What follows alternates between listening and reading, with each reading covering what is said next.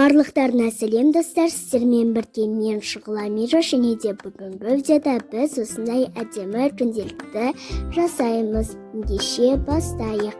Ең бірінші біз осындай полоскалар сызып аламыз да осыны деп жазамыз.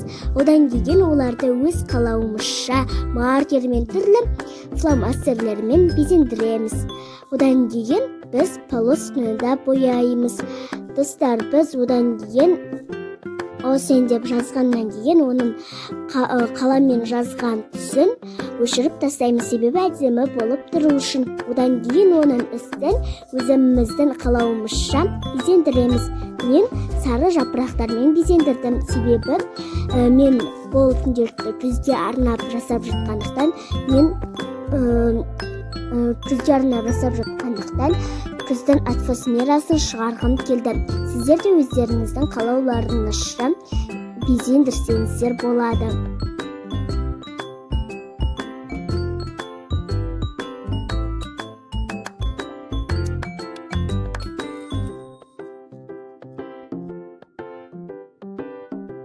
Мінекей, мен барлығы бояп болды. Мен қазір мына астына көзге арналған бір жаттауды жасатын боламын. Сіздер ол үшін Google-дан қарасаңыздар болады.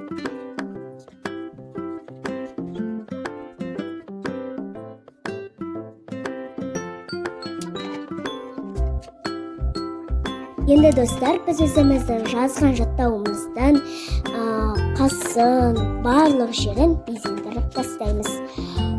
Одан кейін біз осыны деп жазған өзіміздің сөзімізді осындай полоскаларын қара маркермен немесе фломастермен бояп аламыз. Одан кейін осыны деген сөзді де дұрыстап безендіріп, оларды түрлі түсті қаламдармен бояп әдемі қыламыз.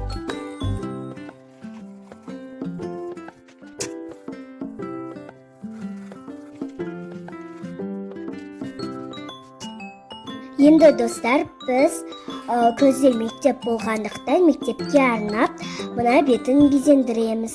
Біз ол үшін осындай бір сызғышқа ұқсап осындай суретін саламыз, және де одан кейін оларды әрлейміз.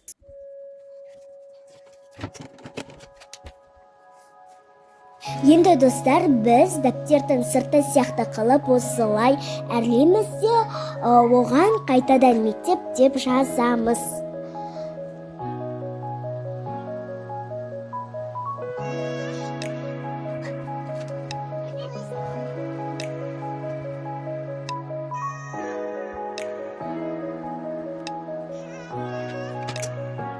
Енді астына әдемі болып тұру үшін мектеп құралдарының суретін саламыз.